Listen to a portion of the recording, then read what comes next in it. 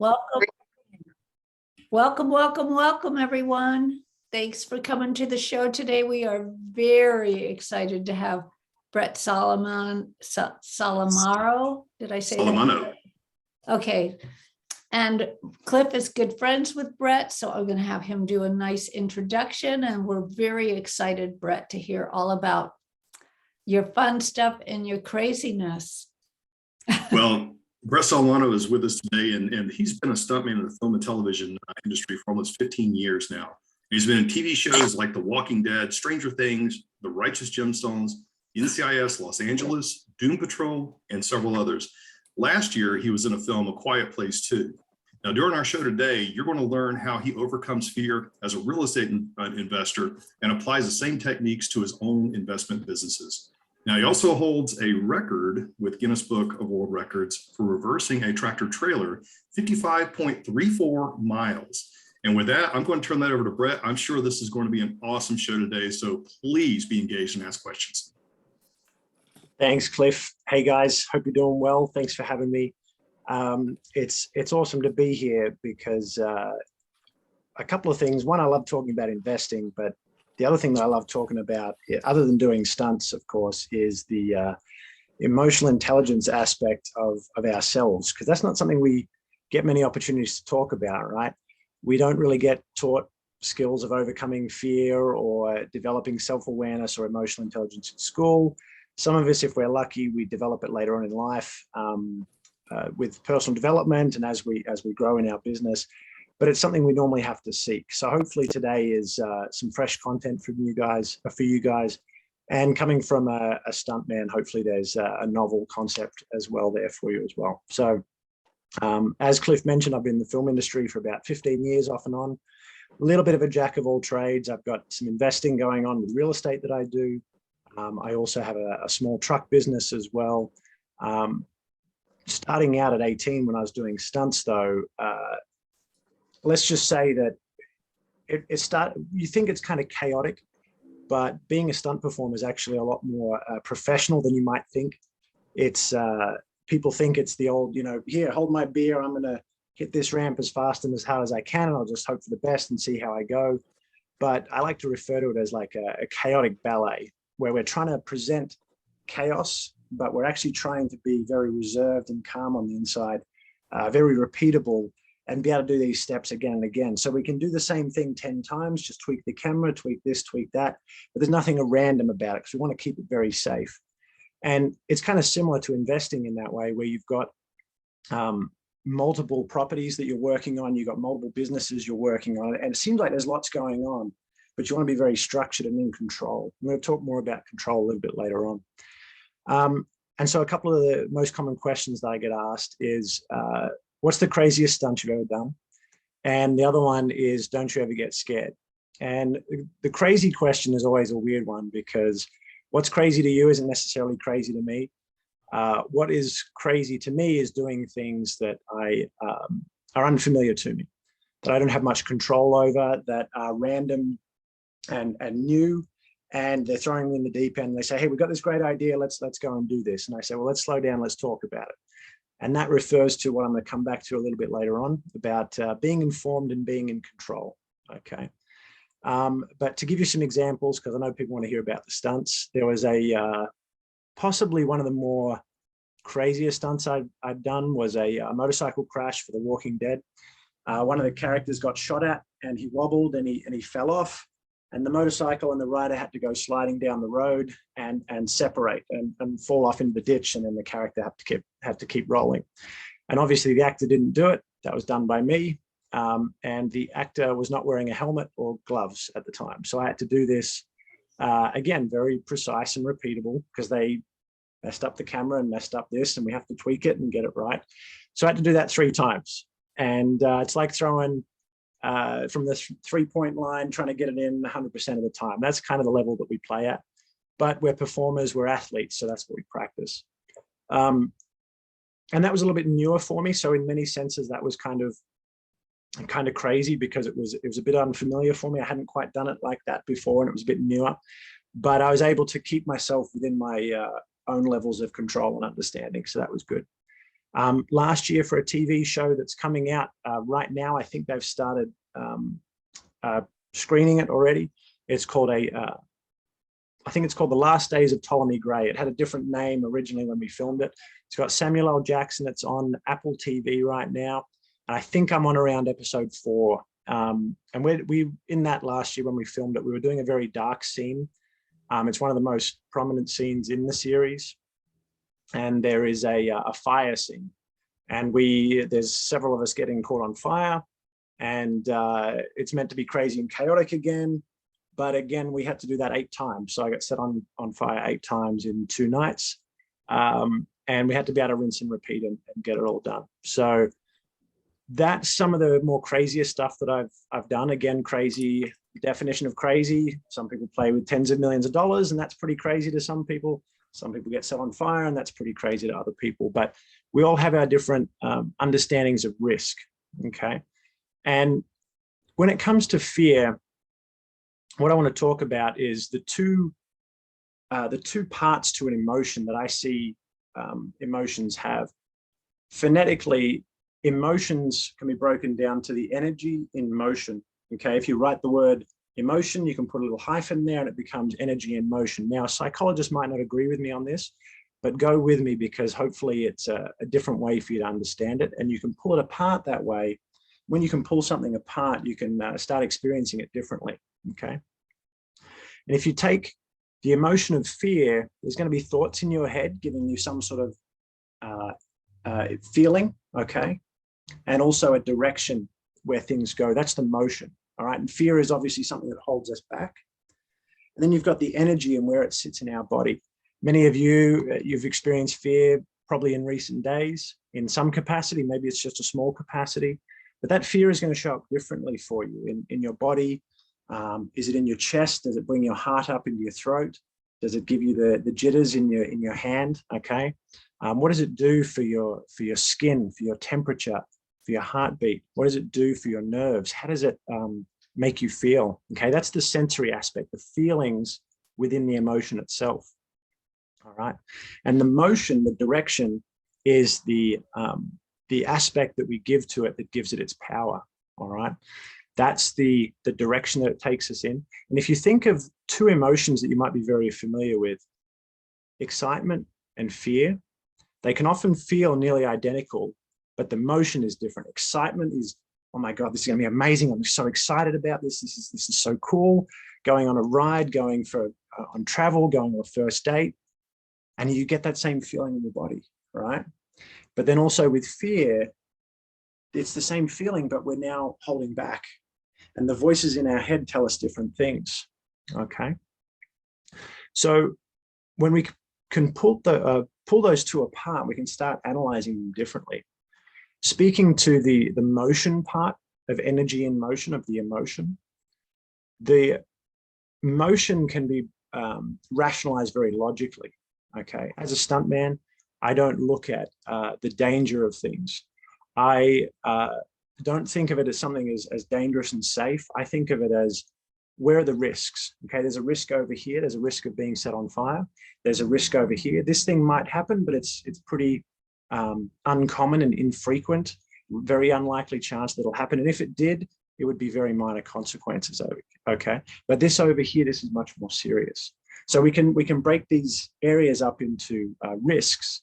And when we can control and be informed about risks, we can reduce those risks down, okay? So you think about whatever investing you might do. You think about stocks, you think about real estate, you think about your business.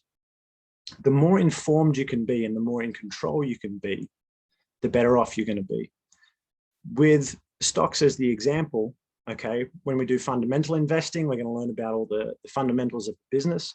When we do technical investing, we're looking at the timing of the chart, okay? And we're looking for information, okay? And the more informed we are, hopefully we can then be more in control so we can take those exact moments, okay, and be in control. If we could buy a stock, would it be worthless to us if we couldn't sell it when we wanted to? Yeah, because it might go down and we can't sell it. Maybe it goes up and then it goes down and we can't sell it. Okay, so that's the risk that we have, is can we sell it when we want to sell it based on the information that we've got? Again, more control, more information, less risk. All right. And when we speak to real estate, for example, it's very similar, but we can ask different questions, and they're all the same questions that we all were learned as kids, or were taught as kids. It's the who, what, when, why, where, how. Okay, who can help us? Who's a better person to help us, or who knows more about this than we do? Okay, when is the best time to act on this? Okay, what risks do we have where we're not in control of the time? Okay, if you've ever dealt with permitting, you're totally out of control about when, especially during COVID times, about when those permits might come back to you for the build or for the repairs you need to do on a property. Okay, how will we do something? How can we control this better? What's the process? What's the step-by-step checklist that we can go through? How can we follow this along? Okay, and we can also ask what-if questions to get us thinking more about the negatives, which is not always good when we have fear, because if we think more about the negatives, that puts us into more fear. But if we can write these what ifs down, then we can also have control of those as well. Okay. And that's how we can make an irrational fear become much more rational. We make it more rational, we become more informed. Hopefully we can become even more in control. Okay. Speaking to the energy part of it now, this is a little bit more abstract for many of us who were not taught meditation or yoga, not taught to understand our bodies, okay, or our emotions. The other aspect of this is sometimes we just feel anxious. Sometimes we just feel these emotions and we don't know why. All right. And what I try and do, I've done a lot of meditation over the years. Meditation and self-awareness, whatever the form that it comes in, maybe yoga or some sort of self-awareness or mindfulness practice, anything like that is going to help you with your sensory aspects of your body, the feelings that you're having when you do have these strong things. Okay. And fear can show up in many different ways as well. I know we use the blanket term of fear, but not many of us live in fear day to day. All right. Fear can show up as many other things, procrastination. All right. It can be perfectionism. We're trying to perfect something because we don't want those people to have negative thoughts about us, right? It can show up as blocks or resistance to doing certain aspects in our business. And there's several others as well, anxiety. It can just be things like anger as well. That can be a certain type of fear.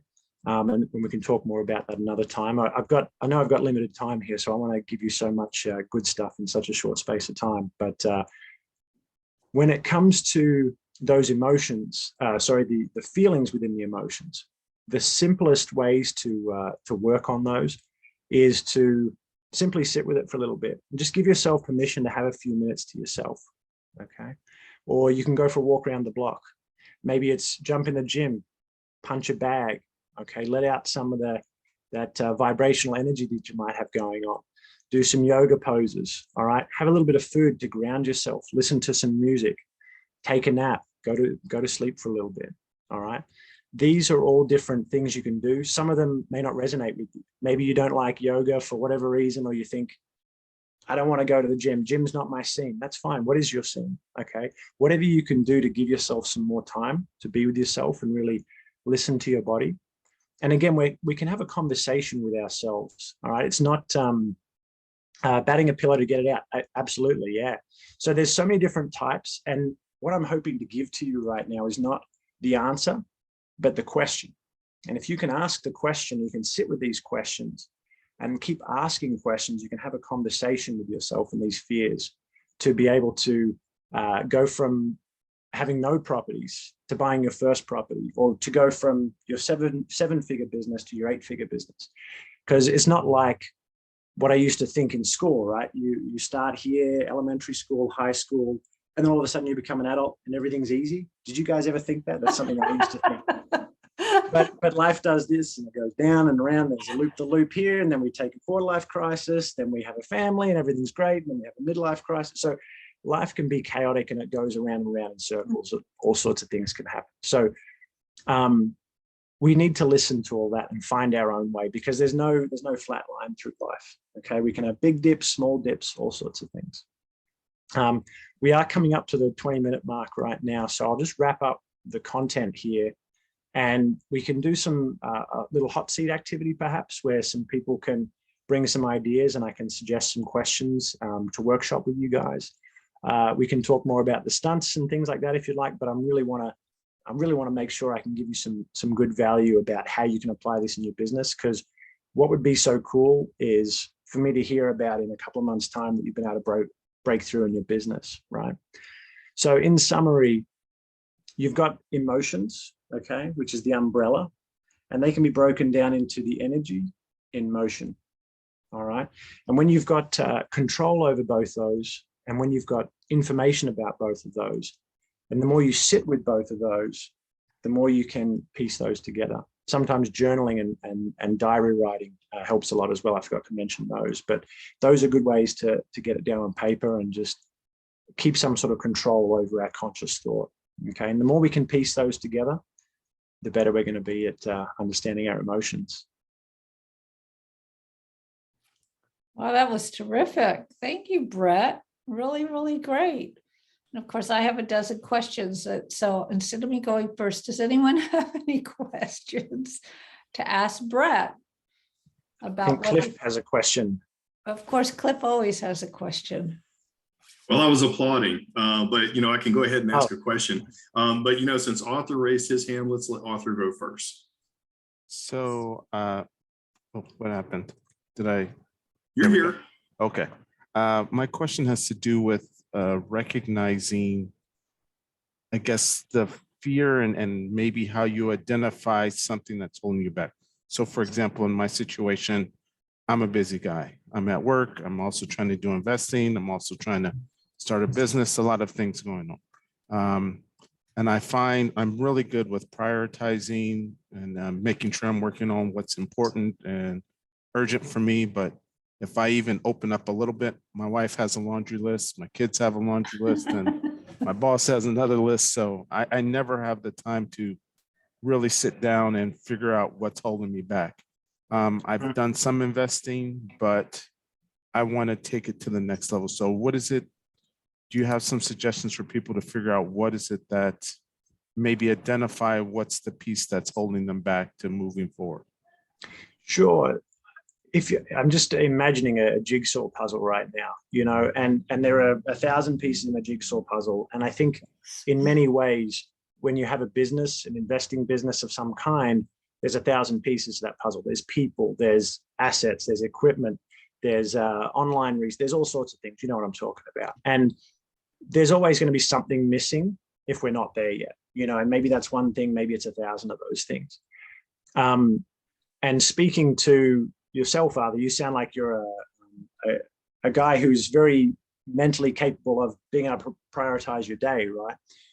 In many ways, it's the same thing, whether you're prioritizing tasks or you're prioritizing emotions and mental blocks or social blocks. You can do it in the same way. There's always going to be more work to be done and more tasks or problems to solve.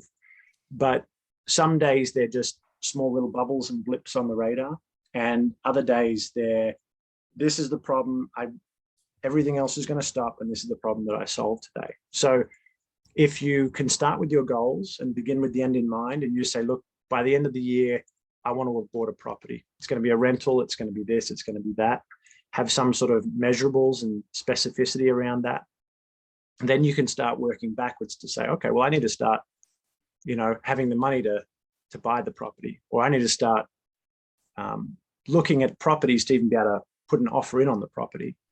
Haven't put an offer in. Okay, cool. I'm going to start putting an offer in. What would be a good offer? Okay, so then you work backwards from there. I actually don't know how to run the numbers on a property that I'm looking at, and you can keep working backwards from there. So starting from the end and working backwards, it's going to be kind of intimidating at the start because you might realize about all the things that you don't have, but there'll be something there in the middle, I hope, that is most obvious, and everything can sort of expand out from there. And the more you step towards it, the more momentum you get, and it'll keep going, I'm sure. Does that answer your question? Yes, thank you. You're welcome. Sarah, you had a question about Danny McBride. No, well, I can't. That wasn't my official question, but yes, I love it's my favorite season. But Go my for it. question, okay, because you have a higher tolerance for you call it risk or thrills, whatever you want to call it. When you're up there getting ready to do your stunts, do you still have to, do you still get scared? Do you still have to talk yourself into doing them still? Or how does that work in your head? Sometimes. So for me, like Cliff mentioned my world record around truck driving. And for me, I'm so comfortable in a truck. I think part of that is nature, and part of that's nurture. Like I've just done it so much that there is a very strong level of comfortability there. For some stunts, like the fire stunt that I mentioned, and also the motorcycle stunt, there's a lot of visualization at the start that goes in where we say, okay, so we're going to go down this way and this is going to happen. So the camera's over here and I'm visualizing it in my mind and I'm walking through with my brain and trying to see how things would likely go. And that gives me the confidence to be able to talk. So in a sense, I'm talking myself through it, as you say, but I'm not trying to talk myself into it like, come on, Brett, you've got this. It's going to be good. It's much more rational than self-affirming in that way. Yeah. There's certain stunts that I have a very strong respect for. Like I wouldn't be as confident or as competent on a BMX, doing BMX stunts, for example. There's a lot of the basic stunts that you see that most stunt people can do. And then the bigger stunts are usually done by specialists. So to that extent, I'd leave those specialty BMX stunts, say, for example, to a specialist. And I would stay within my own realm of competence and confidence that I built up over the years. Say, for example, with the truck driving. Yeah. Well, that is very, how many miles backwards was it? 55.3 in 4 hours. That's about 14 miles per hour in reverse. Yeah. Because that's a very important lesson that I took away, because you said, oh, yes, it's nature and just because I've done it. Well, I don't know how many of us have attempted to drive backwards for miles. I would say 0. And it's just interesting to hear you say that, because I think, okay, well, maybe I can get used to doing X, Y, Z and feel more comfortable.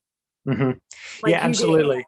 Yeah. And I think if everyone listens and looks back through their life, they'll see things that they're just naturally more competent and confident at. And that's a very philosophical question. We can all dive into it another time, but I'm sure you all know of these skills that you already naturally have. And you can start with those as your foundation, but you're always going to have to build on the skills that you don't have. And obviously, the more you do them, the better you will get at them. Well, that's so cool, though, because that is not a natural skill to most people. Not to most people, no. Yep. Yeah, that's cool. Thank you. And You're we welcome. find that we have had to learn everything. What you call it comes natural doesn't actually come natural to anybody. We're coming to this world with nothing, and then we learn it. And then as we practice it, we get comfortable with it. And then it's difficult to forget what you do know. Like people talk to me about everything I know around real estate, but I didn't know anything about real estate when I started. So it's just 40 years of practice. I've learned a lot. I've done a lot, like all of that. So yeah, and I think practice. absolutely. And I will add one last thing to that, Peggy. I definitely think there's, as children, when we had our birthday cake and we were told to make a wish, but don't share it with anyone. I think there's some rational truth to that, where we need to keep our wishes to ourselves because they're ours. And we can see the wish so clearly that we shouldn't share our dreams with other people too soon, because we say, I want to become an astronaut. And then somebody at school says, don't be an astronaut. That's stupid. You have to do this. You have to do that. Like, they don't need any more astronauts. And you say, okay. And then boom, the dream gets killed, And I think many of us, when we start out in our investing journeys, we get the same kind of thing. I'm going to become a real estate investor. I've been looking at some videos, and your buddy at the bar who you're drinking with, or after he's still at work and he doesn't have the same vision and he likes his 9 to 5, he feels threatened that you're going to become successful with passive income and all that sort of thing. So I think it is very important to just keep those to ourselves a lot and let that energy build. Share your ideas with people in this community and other communities that are doing what you're already doing, so you can flourish from within those communities. Yeah, I say change friends. Yeah. And every time you speak out loud, the universe listens. So your friends may not be listening the way you want them to hear it, but the universe is. So pick and choose your time. And I do Oh. have a couple questions, and then Doug has some questions. Oh, I wanted to make one comment before we go to the next question. Can you hear me? Yeah. Okay. Yep. I was going to say about the skills when you said get other skills. One thing with real estate, though, to keep in mind, it's a team. So even if you don't have those skills, don't be too worried about getting them. Just build your team of people with the skills that have what you need. And as long as all of you together have the the unified skills to accomplish it too. So Great. Yeah, comment. definitely. Yeah, well, I had a personal question for you. I want to Go know, for it. are you insurable? You don't So- have to answer that. I So just- it becomes interesting because again, people have this perception of what a stuntman is. He's being set on fire. And I don't have the stats the insurance people have. And I have tried to get insurance as a stuntman, and it's usually pretty expensive. And it's weird. I hate the questions they ask because it's just like, are you gonna be dealing with fire, close proximity or further away? Are you going to be dealing with firearms and wild animals, close proximity, further away? And I'm like, it's just yes to all those things potentially. But we're always around the specialists in my hope. My hope is that we're already always around these specialists doing it with good quality, experienced people. Yep. But the insurance is, I try and play it differently. I have insurance that kind of circumvents that, health insurance, and insurance through the actual production company rather than stuntman insurance, because I'm sure that's a lot more expensive. Yeah. And then your truck business like that. Yeah, I have a couple more questions, but Doug and then Dan. Yeah, so mine was actually right along lines with the truck business, just out of curiosity, because I'm always fascinated with, Guinness World Records, et cetera. But in your case, I'm not sure where you actually drove the miles, if it was a challenge with the miles, or hearing that it took you 14 hours, was this just a challenge of bladder control? Like, what was it that made this so special? So it was actually 4 hours. And so the 14 was 14 miles per hour. Oh, okay. So the 4 hour, I mean, for me, the time that 4 hours actually flew. But yes, the easiest part for me, in my opinion, was driving, because that's my skills. That's the natural competency that I had. And I had to develop business skills to surround myself with location managers and these other, we had some PR people. We had a charity on board, the National Safety Council. So I had to learn these skills about asking for donations and treating it less of what started out as a promotional campaign for Bret Solomano in the film industry. I wanted to make it something more and more generous. And I had to learn more about charities and PR and these other different skills. And finding a place that was close by, that was big enough, was a challenge. We tried highways and main roads, but we had to get more permits and permission from all the different levels of government and counties. But we did find a private parking lot. If you know Atlanta, it's the Turner Field parking lot right just below the city. Prime location, perfectly central, and they generously donated it to us for free because they thought it was a good enough cause for Distracted Driving Awareness Month in October 2020.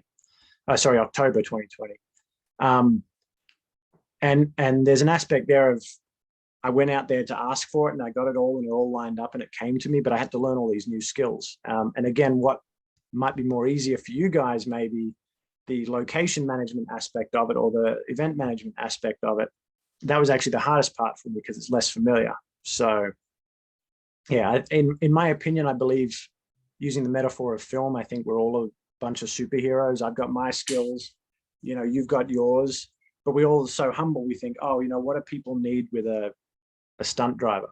What does somebody need with what I've got? I'm looking at all you guys saying you're all so awesome because you've got your skills, but I forget my own skills sometimes. So it's quite beautiful when we all come together. Yeah. Gotcha. So in regards to that, just as a quick follow-up, because I'm trying to understand it, what is it that sets this record apart? Why did you only drive 55 miles as opposed to 60, for example? Is it that you have to do it in a certain amount of time, or do you have to do it with a certain level of difficulty? Like, what was it that makes this record stand out for the next guy to break, for example?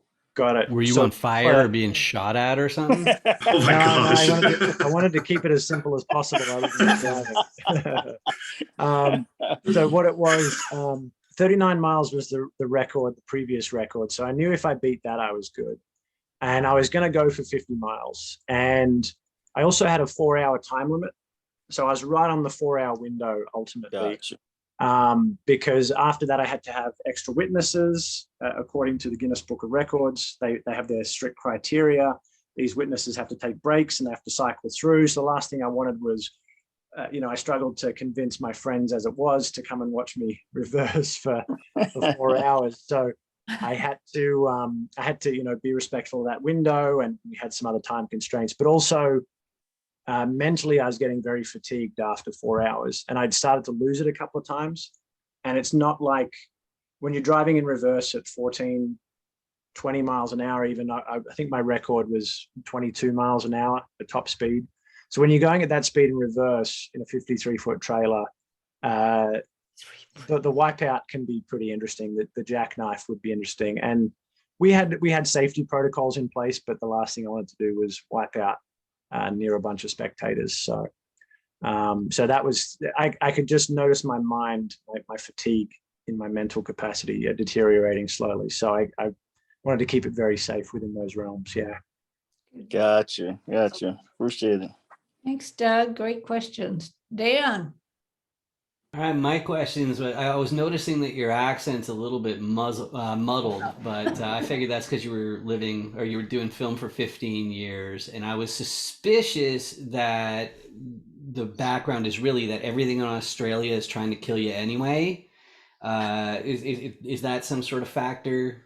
What I like to say is Mad Max is actually a documentary, and I come from Australia. That's where my accent comes from, but it's I was born there, started doing stunts, did stunts for about 5 years, took a little break for a couple of years, and then my green card came through, and I was able to come over and play with, as we would say in Australia, the big boys, the Hollywood people, and make the big films. So that's where I'm working towards, getting more bigger stunts. You don't see too many big truck stunts on small TV shows, so I'm trying to work towards more of the big feature films. But they're very tight, and they keep their crew together, and it's just a waiting game sometimes, waiting for the next call. Yeah. That's interesting, because the other thing, I have a stress relief trick, which is listening to Australians pronounce the word water. Mm-hmm. It just chills me right out. It's water. Yeah. Having some water. I like that. Yeah, Americans have the rhotic R, and they like to hang on their R's. Yeah, the retroflex tongue. Yeah, that's right, yeah. But Australians are much more nasally and lazy, and they say water, and it's like they don't really open their mouth or close their mouth. They just kind of blur their words together a little bit. Yeah, Americans have better English. They're more enunciated, I think. Yeah. That's funny. Yeah, I did have somebody, because I'm Canadian, I had somebody introduce me to, what's his name? Was it Roger Bloody Wilson? Something Bloody Wilson? Kevin Bloody Wilson. Yeah. Kevin Bloody Wilson. Yeah, he's got that song about Canadians, which none of you should look up. I'm serious. Okay. And what's the name of it again? Me up. If I'm telling you not to look it up, do not. Australians are it can be very insensitive. Americans have a pride and a certain sensitivity that comes with that, and Australians are more likely to swear and don't listen to Kevin Bloody Wilson. The name alone should give away his content. Yeah. But he's a very funny comedian in Australia 20 years ago. So 20, is he still around? He's still. I think he's still around, and you could definitely YouTube him. Not that I would recommend it, unless you want education. We're dirtier than South Park. Dirtier than South Park. There you go. Can I ask one more question? Of Go course, for it. Sarah. In Hollywood, what age do stunt men and women age out? Like, how does that work? Good question. So usually, there is a lifespan from 18 to 70 or 80. And when you're younger, you're more likely to do the backflips, the martial arts type stuff, the physical body stuff. And over time, once you get into your 30s and 40s, that capacity to keep up with, doing double backflips and all sorts of weird, crazy stuff that you see deteriorates just because the body can't keep up. And so at some point, the physical stuntmen will sort of transition to become stunt coordinators, choreographers. They'll be drivers. They'll become riggers, which is usually working with the ropes and flying the Superman across the room, that sort of thing. Or they'll become the truck drivers. And for me, for better or worse, I started very young with the truck driving. But like some of the guys, the guy who did the truck flip in The Dark Knight, I mean, he's at the peak of his career in his 70s when he did that, I believe. So yeah, that was the big truck stunt for a long time, and it still is. That's something that I look up to, what it took to do that in downtown Chicago. And they did front flip a semi with a guy inside it, which is very, very cool. Hopefully for the audiences, but definitely for me as a stuntman, and me being in my 30s, that's something I'm working towards. That's actually why I started the truck business, was other ways to get paid to practice, because I couldn't continue doing the stunts that I was doing in other people's trucks. I was practicing the simple capacity of changing gears, being smooth, braking calmly to a mark, which is sometimes what we get asked to do.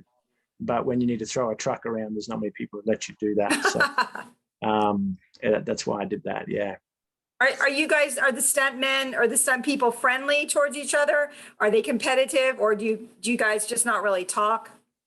It's definitely competitive. I think there's an aspect of people hanging out with people who are like them. So a lot of drivers will hang out together, a lot of martial artists, but it can be very cliquey. Just like in investing, I think as well, you just hang out with people who are doing the same things as you. And yeah, you learn who the people that you get along with are, and who can help you, and people share good people around. So just like investing, stunts can be like that as well. Yeah. Thank you. Giselle, and then Doug. Yes. Hello, everybody. It's an absolute pleasure being able to even sit with you on this meeting, Bret. I do have 3 questions for you. My first question is, I'm curious to learn more about how you started into real estate investing. Like what, where was your first exposure to the industry? For me, it started when I did some personal development, and I was doing this personal development week, as sometimes we do. You guys might have experienced a similar thing, where all of a sudden the world opens up and you have permission. You're like, man, I could have a bunch of properties that are giving me passive income. And then as you get smarter and you learn more things, it becomes much more specific. But I don't know if there's one particular moment. There's not one particular moment where all of a sudden you become, maybe it's different if you, let's say, become a mother. It's like at the birth, you're now a mother. But did you become a mother when you first had the thought, or you started to identify with it, And so same with real estate. Is it when you made the decision? Is it when you started reading books and learning? Is it when you got some sort of qualification? Is it when you first put an offer in, when you first got the property? Is it when you lost $20,000 the first time in some investment that went bad, and you say, well, I guess I'm a real investor now because I've got the wounds because of it. So for me, I think I bought one property in Australia, and I was doing a rental with that. And I was also doing some Airbnb sort of subleasing at one point, but I was definitely making money, and I'm quite proud of the work that I did. But for me, I think when I first became an investor was when I started doing it regularly, and actually showing up and going to communities, relearning, and actually reapplying what I was doing and working on that business and that part of myself. Great. Thank you for sharing. My second question is, because I'm a new investor myself, I've been more intentional about my investing career in the last I would say much more intentional in terms of education and information and, networking with people in the last 6 months, very intentional. So my question is, if you could go back in time to when you first began your journey, what advice would you give yourself? Yeah. Yeah. I think I'm laughing there because I'm thinking about all I tend to not have regrets in my life, where I don't tend to sit and lament the past. I just say, well, I'm just going to do it differently in future. But if I was to go back and give myself advice, it's kind of, I guess there's always a flux for me between, oh, I'm not good enough or I shouldn't do it yet, that sort of thing, and holding myself back too much, or also being too confident where I don't do the work and I don't do the due diligence and that sort of thing. And I think there's a certain point where you just learn to trust the process, so you don't do the due diligence. But there is a balance of having the confidence and the competence to be able to do something and do the work, even though it feels good and you learn to trust your gut as an investor and as a stuntman. I still think it's important to do the work. And for me, that's probably what I'd tell myself is, you've got the work, do the work, make that extra phone call, double check your numbers, all that kind of stuff. Whatever the work is for you as an investor, just make sure you do that work. Yeah. Perfect. I love that answer. Okay, now this is my last and final question. What tools or resources have helped you grow your business, your real estate business? I was just curious to ask that. What tools? Having a virtual assistant definitely helps. That is something that I started to do that before it was necessary, but I just really liked the idea and I knew I was going to benefit a lot more in the future. So I started working with a VA and a couple of different VAs early on. I've had a great VA now for about 4 or 5 years, and learning to work with him has been really beneficial.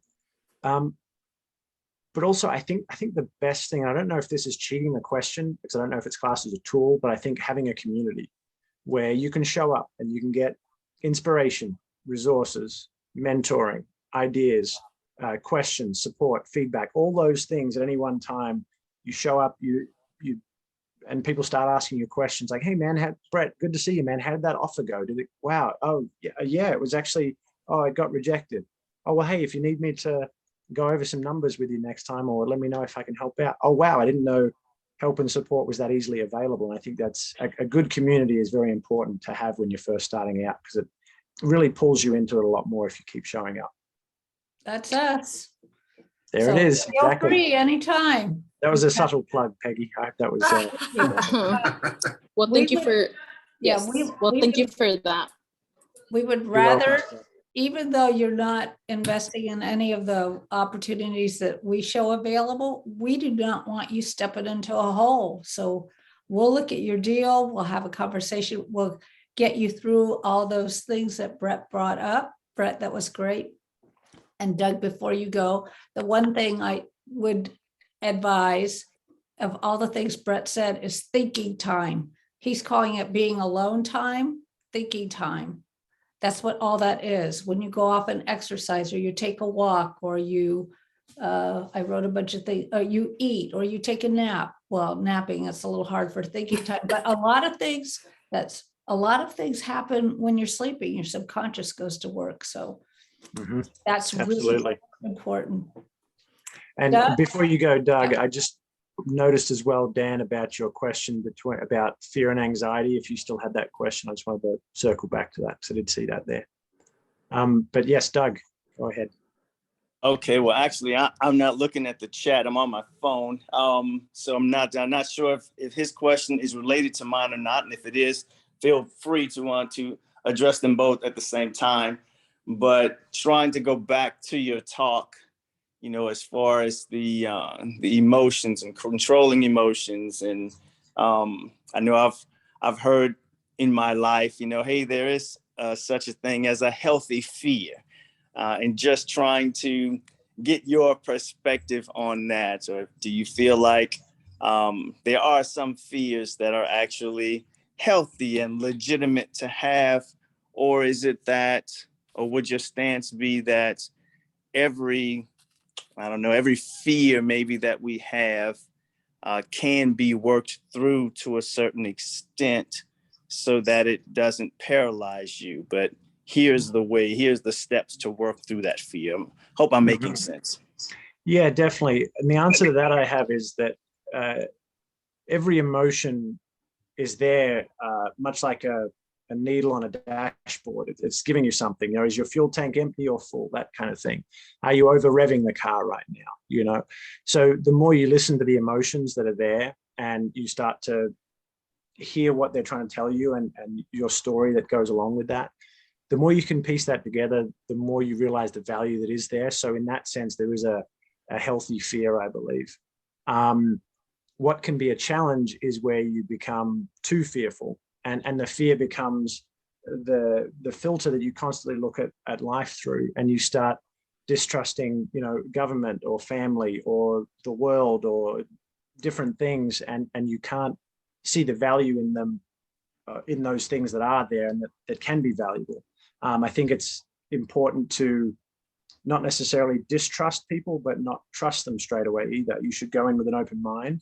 But keep listening when you meet new people who are bringing an investment to you.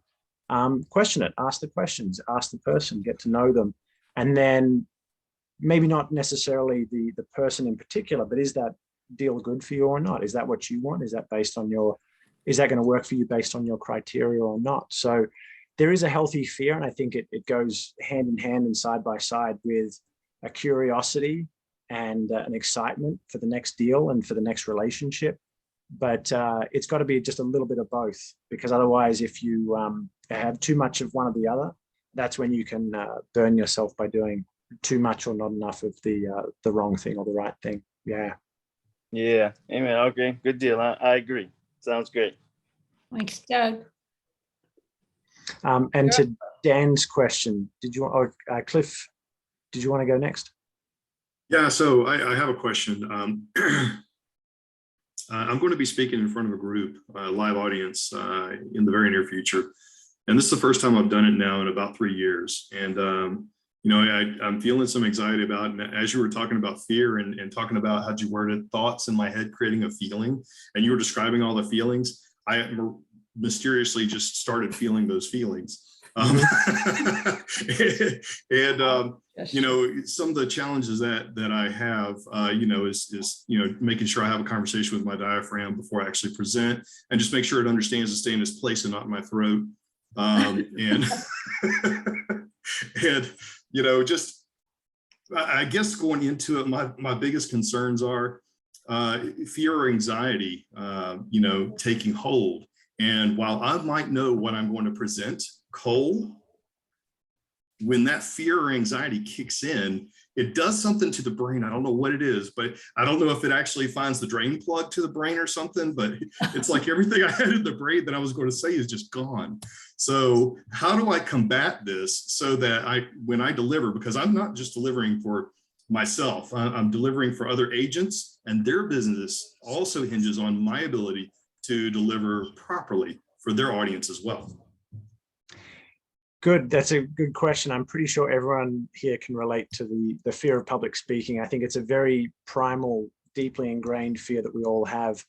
And speaking from a performer's point of view, as a stunt performer, and also some of the acting that I've done, and also the public speaking, there's a couple of things that you can do to sort of, I don't want to say combat it, because I like the idea of treating our emotions as part of ourselves and integrating them holistically with what we are, not trying to combat them and block them or defend, but working with them. Okay. And so the first thing that we can do with that is name it and claim it. So I got that anxiety thing going on again. You know, I got that I told my diaphragm not to, but it's back in my throat again. And just name it and claim it. Because if we can accept where we are and we can be grateful for where we are, then that's the first step. Otherwise, there's resistance, okay? And we end up having a fight with ourselves. There's also a saying in the film industry with performers and actors, if you think you've prepared enough, then you haven't. You need to know that you've prepared enough, okay? There's got to be absolutely no question. So if you're asking the question, have I prepared enough? I'm feeling pretty confident. Have I prepared enough? The answer is probably no, and you need to go back and do it more. Okay. So speaking to your topic, Cliff, while you might not know word for word what it is you're going to speak about, if you know your content back to front and inside out, that can be the next best thing, because people ask you questions or you get distracted, you can pick it up where you left off and just keep rolling with it. Okay. So that can be the next best thing to knowing the speech word for word if you know your topic back to front and inside out. And there was another thing I was going to say to that as well.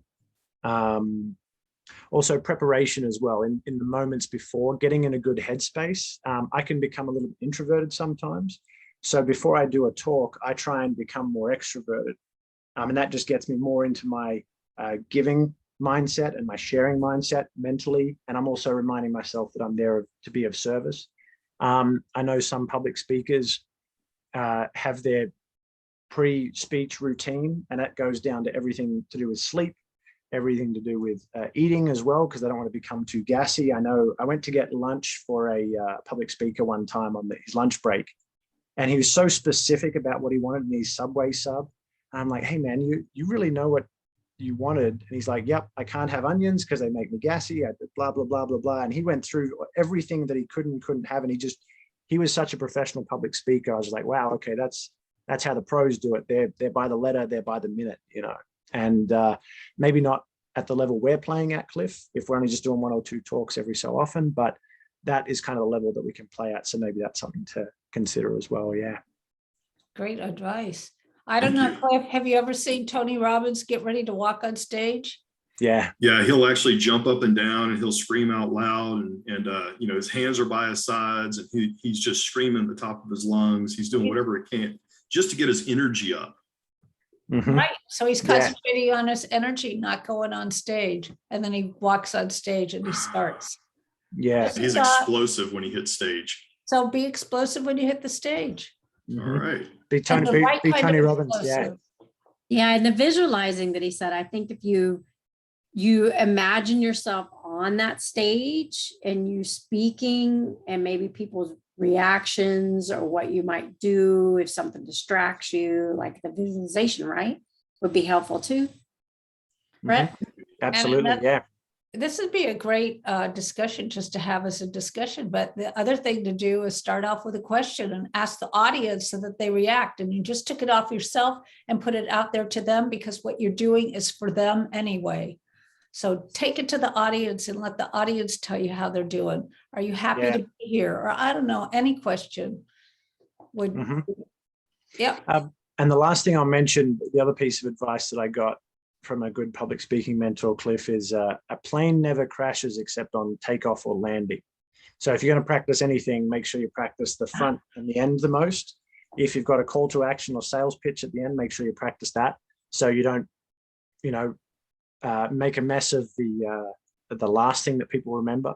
And for the benefit of you building a relationship with them and you getting into the flow, if nothing else, practice the intro the most, so you can roll in from the introduction from the community leader, such as yourself, like what I did, rolling from that into my talk, and then hopefully my content will take care of itself from there. Yeah. Thank you very much, Brett. George, do you have a comment? You get in front of audiences all the time. All the time. Just want to say, great event. I mean, on the spot, about getting in front of audiences, I like the idea of the plane never crashing except on takeoff and landing. That's brilliant. It is. Mm-hmm. Yeah, I'm going to meditate on that. Okay, great. Thank you. Thanks, George. So thank you very, very, very much for this, Brett. It's been just such fun and enlightening, and what a great fellow you are. This is great. I hope you come back again. Thank you, Peggy. I'd love to. Yeah, both in the audience and as a speaker, I'd love to connect with you guys more. You guys are doing some great stuff. So thank you. Thank you.